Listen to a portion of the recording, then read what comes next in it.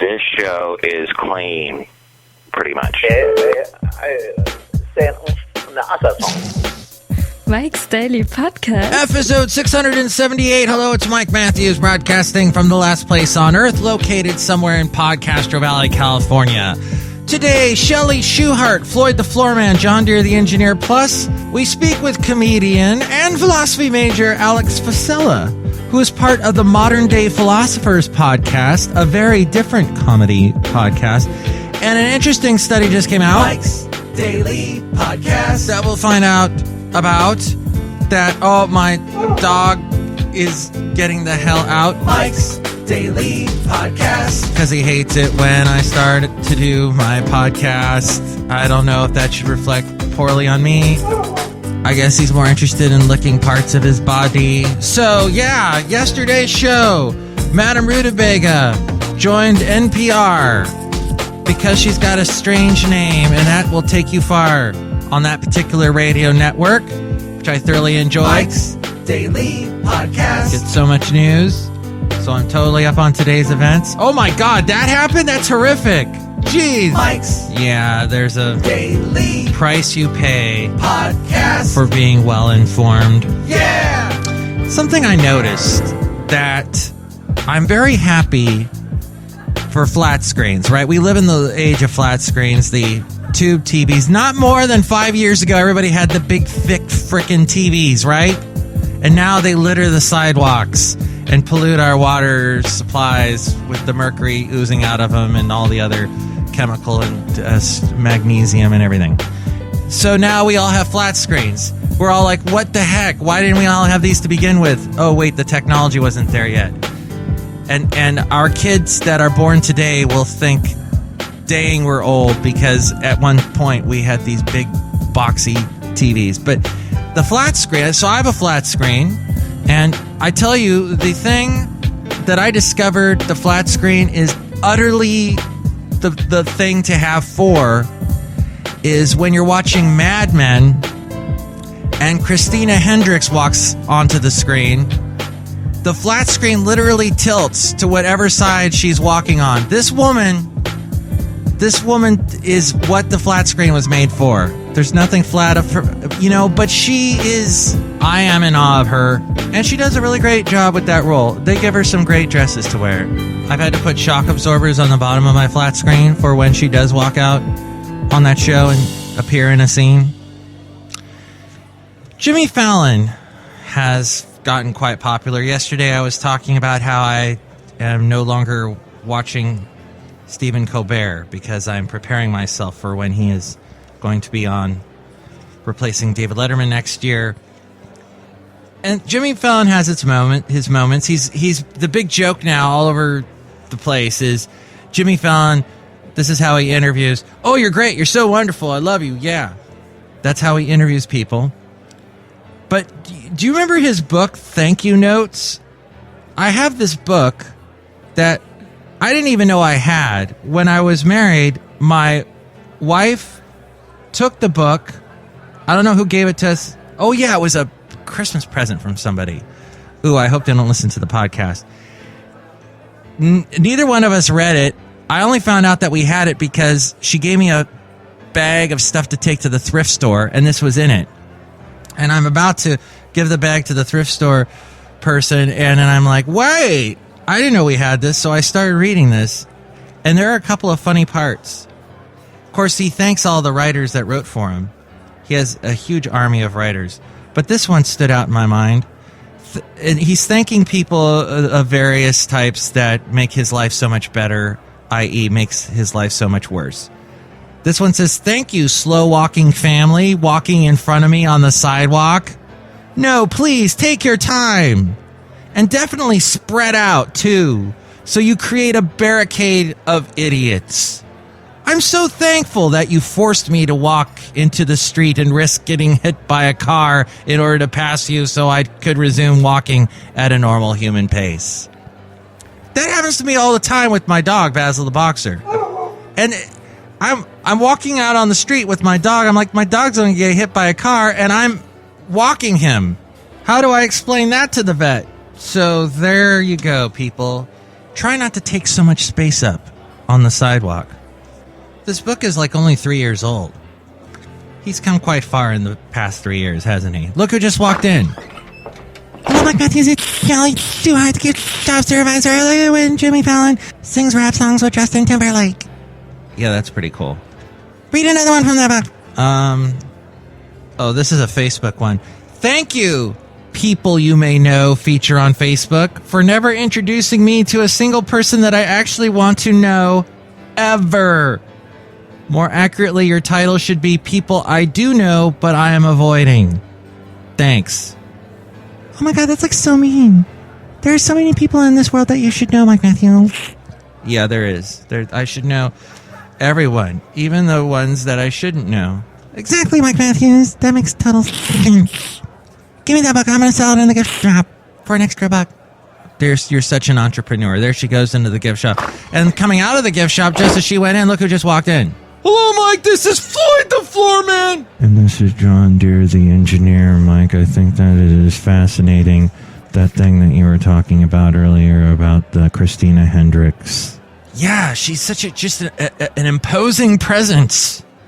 Yeah, I wonder what it's like working on that show with her, because all the other actors look tiny compared to her. She is statuesque. Mike Matthews, I think what you need to do is get a life. I think you're right. That's exactly what I need to do, and stop watching. I told myself I'm not going to watch Mad Men anymore after the last season. I said I got to wean myself off this. But yet Netflix puts a new season up there, and I'm watching. Of course, the current season is, well, I think they're about to wrap it up, right? Not this season, but the next season. So then I won't have to worry about it anymore. But I do find it fascinating. I find it fascinating because I was born in 68, and that's the year, the season that I'm watching, I think season 6 is 68.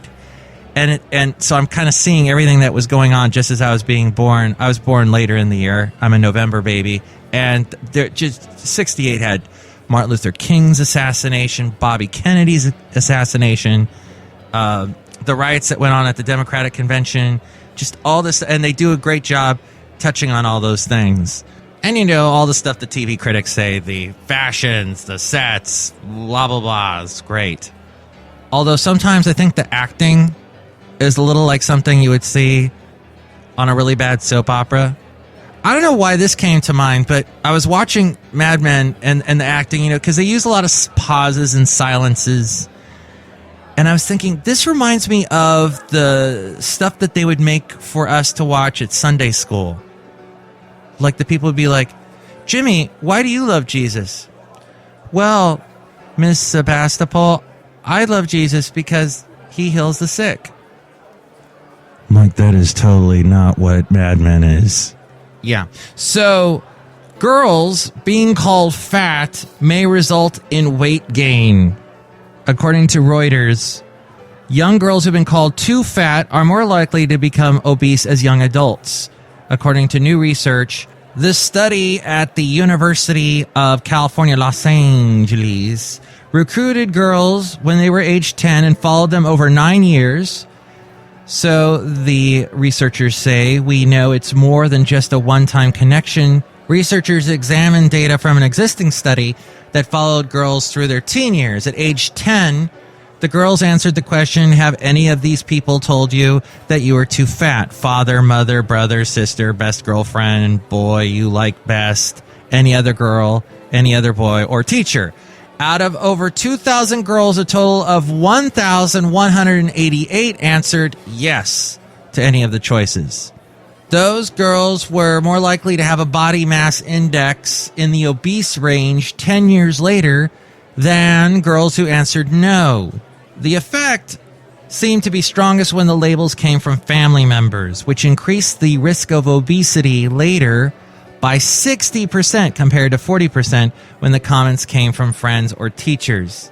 The head researcher A. Janet Tomiyama says that I think the focus of the conversation needs to change. Right now we have a laser focus on weight instead of health, but many studies show that weight is a really imprecise indicator of actual health. Parents can talk to their child about adopting healthy behaviors without ever mentioning weight. That's a great idea, Mike! Oh my God, Floyd, your voice. Sorry. I mean, your voice is great. I don't want you to have an obese voice in the future, so your voice is awesome, Floyd. What? It's like music. So what do you think of this study? Email me, MIKEs-DAILY-PODCAST@gmail.com. We read your comments on the section Emails for Me-mail. And you can also email me there if you'd like to be a guest on the show or if you'd like to sponsor the show, MIKEs-DAILY-PODCAST@gmail.com. And there's the website, MIKEs-DAILY-PODCAST.com. That's where you can find links to where to listen to the show in iTunes. Subscribe to the show in iTunes. And when I post a new show, share it with your friends so more people find out about Mike's Daily Podcast. There's also links to where to find us on Facebook. Like the Facebook page, and when I post a new show, you can share that with your friends. More people find out about us that way. There's also us on Twitter. You can retweet my tweets and more people find out about us that way. It's social media. So connected. But the people that you should know, click on all of those so that you know everybody in the world. That's what we want to do. Heal the world. Make it a better place for you and for me and the entire human race. I'm also on Tumblr, Yelp, Mixcloud, SoundCloud, Spreaker, Stitcher. And there's the radio station we have now, which we have a link to that at MIKEs-DAILY-PODCAST.com. And there's a player for the radio station on the left-hand side of the page. We're also on YouTube. And we have the Amazon deal of the day. Click on that and buy something at a great discount, and that helps out the show. There's also the blog and the Daily Podcast picture at MIKEs-DAILY-PODCAST.com. Into an interview. Oh, man, I just discovered something that I'm like, what? This is the first time this has ever happened, and I can't believe that I accidentally did this. So there was a first part to our interview where we discussed how the Modern Day Philosophers Podcast came about. We talked about the amazing Andy Kindler interview that they did, and we talked about how the podcast is about comedians talking about philosophy. So I saved the first part of that interview digitally, but when I went to save the second part, I saved over the first part, so sadly the first part is gone. But the good news is the second part is here. We're going to play it right now. Alex Fossella, find out more about him right now. Just don't be scared when I mention that it's Wednesday, because you know it's really not Wednesday right now. It's Tuesday, and if you didn't know that, well, go back to living in your cave. Sorry to bother you. Okay. Sweet. All right. We're speaking with Alex Fossella. He is of the Modern Day Philosophers Podcast. He helps Danny Lobel with... Danny Lobel. What the heck did I say? Oh. He's at Danny Lobel, which, not far. You got all the letters, but... Oh, my God. It's like I'm saying Patti LaBelle. Yes, exactly. Oh, yeah, I never thought of that before, yeah. Oh. He has the same last name almost as a black lady. Kitschy, no. I've got a new attitude. I'm going to assume that's right, because I don't know her music. Eddie Murphy movie, Beverly Hills Cop. I'm picking up. I'm moving my shoes. I'm doing things that I can't. It's a great song. Wow. All right, Alex Fossella. So, you're a philosopher major. Mm-hmm. And you supply Danny Lobel with philosophers that would go great with the comedians that he's interviewing. And thus, everyone listening to the podcast learns about philosophy as well as comedy, and thus also discovering interesting things to enjoy about life. Yeah, because, I mean, half the time it's about philosophy. It's very, it's philosophy in the freshman year dorm room kind of way, where sometimes they stick to the lesson plan, and other times they're like, dude, pie's awesome, right? And they're like, yeah, let's talk about pie for a minute. They veer off like teenagers. It's fun. Oh, but it always hovers around the topic, which is all I really want. I love that. I wish I was a philosopher major instead of a communications major, which you can tell because I'm communicating so well. That's great. I can hear your degree coming through. As I stutter and stammer away. Yep.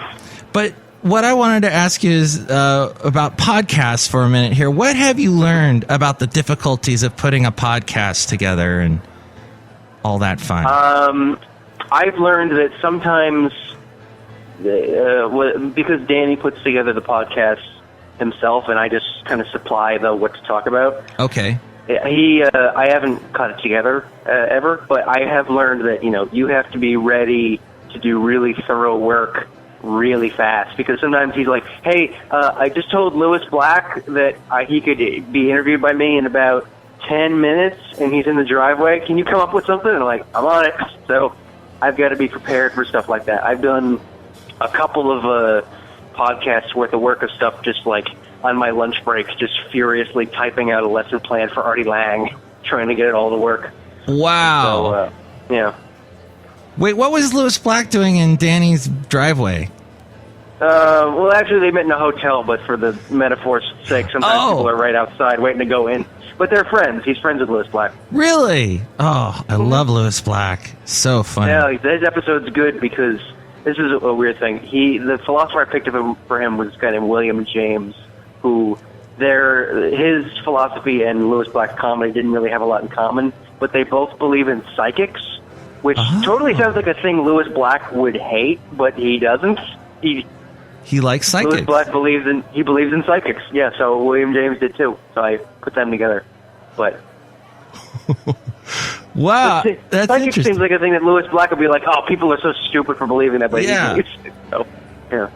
Interesting. I saw him play in a little place near Ventura, California, and he was he was actually watching the comedian before him, and he was sitting at the bar, and he was like right behind me, so I got up and said, your Back in Black is so funny. I love watching it on The Daily Show. And he's like, thank you very much. And, and I got the hell out of there because I know how I didn't want to bug him.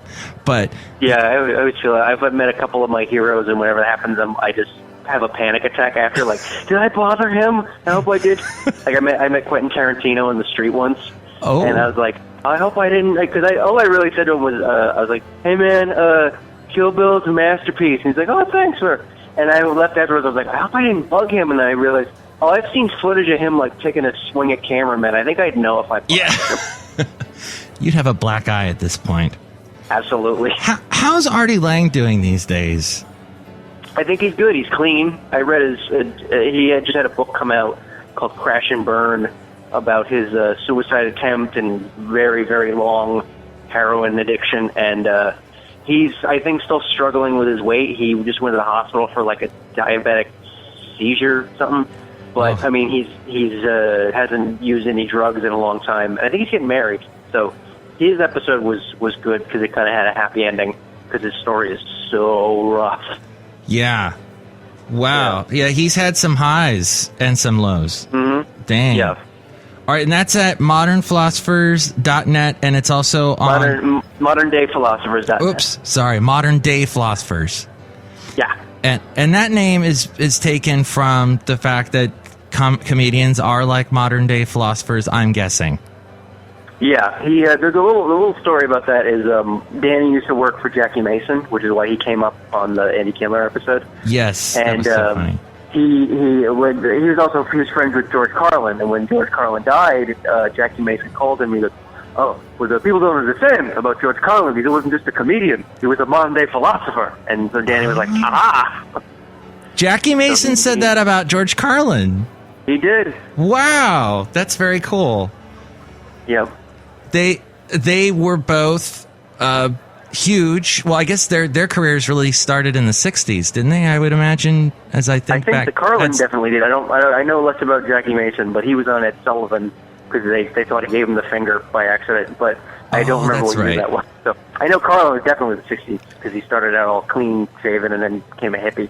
So. Right, yes, and his comedy just transformed and developed so wonderfully. By the end, he was God, the stories on the stage. See, I'm a great communicator. I don't know what I'm trying to say. Mm-hmm. He was great.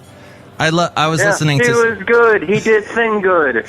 Sing good, talking better me. What have you learned about the difficulties of explaining what a podcast is to people? Because it's like nobody understands what this is. Yeah, I here's the thing. I always say, if somebody goes, "Hey, what have you been up to?" and I want to tell them about my podcast, I go, "Oh, well, I have a radio gig." I just say radio because then they know what it means. But then sometimes if they're not just being polite, they'll be like, "Oh, what radio station?" And I go, "Well, it's really more of a podcast, internet thing." And I'm like, "Oh God."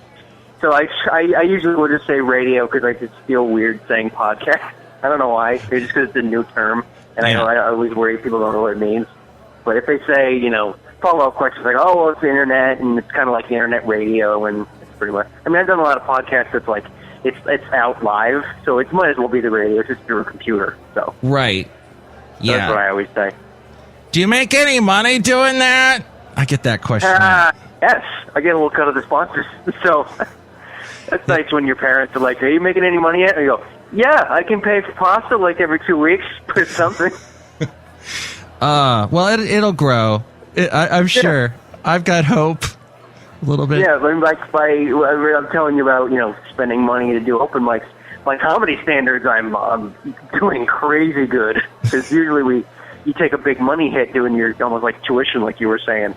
And right. So I get a little bit of money from, because a Jewish camp wants to sponsor us. I'm like, awesome. Oh, cool. Pay for a couple of mics. Yeah. Well, and so let's talk about philosophers. Who's your favorite philosopher? I like the early Greek guys. Like, my favorite is this guy named Epictetus, who we did on the Dwayne Perkins episode. And I like him because, first of all, because I have terrible ADD, and his thing is broken down into like a list. It's not just a long paragraph, so that's good for me.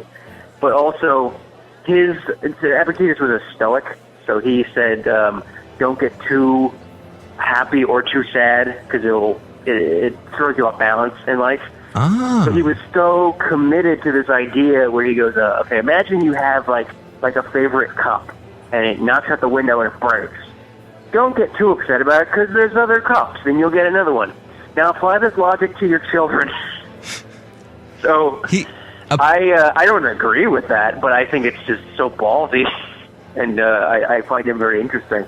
So that's my guy, but So he believed in throwing your kids out? No, he said if your kid dies, he's saying don't get so upset about it. Just have another kid, which is I don't think it's good advice, but I think it's interesting to hear. Well, back in those days, the mortality rate for children was huge. You were lucky. That's why you had a lot of kids. I base all my knowledge of Greece off of the movie 300, so I'm assuming most of them died of wolves and old men. I was trying to think what my favorite philosopher is, and I came up with Uncle Remus. No. Ralph Waldo Emerson is what I was thinking. Oh, we did him with Kelly Carlin. We had her on. With George Carlin's daughter. Oh, really? Okay. Yeah. And I came up with him just because I couldn't think of any other philosophers who weren't Greek or Nietzsche. Yeah, Greek or Nietzsche. That should be the name of our podcast. Is it Greek or Nietzsche? You decide. Greek or Nietzsche. So do you know America's least favorite game? Do you remember little of Ralph Waldo Emerson? And I like the Waldo in the middle of his name. It's very cool. Yeah, you know right where it is. Boom. Never mind. Okay, I don't remember a crazy amount about what he said specifically, but his thing was all we get too in society. We get way too into kind of being in that city mentality. Especially, it made sense for with the advent of like a smartphone where you're always plugged in, and his thing was saying unplug and go sit by a lake for a minute so you don't lose yourself in this, monstrosity of rat race. Right. Which I think it's just good advice. I mean, I don't remember what his end goal was. I think it was just to calm down for a minute, which when you have terrible anxiety, that's a nice thing to hear. And transcendentalism was his thing. Yeah. Yeah, and like I said, I have to Google exactly what that means, because my degree was put to good use, but something like that. So, what philosopher would you suggest for me? Well, I know you do the characters, like the voices. Maybe some guy who talked about like the different facets of somebody's personality. Maybe does that sound applicable?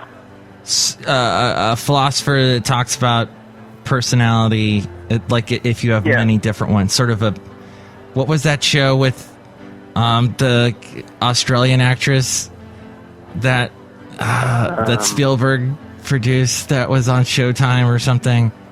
United States of Tara. Thank you. Wow. I could not for the life of me. And the actress is I don't remember that. I know Patton Oswalt was on it. That's all I remember. She was on Muriel's Wedding. Oh, I can't think of her name right now. Anyway, so I'm like her in that show. Although I think she was like schizophrenic, wasn't she? Okay, so maybe not that far.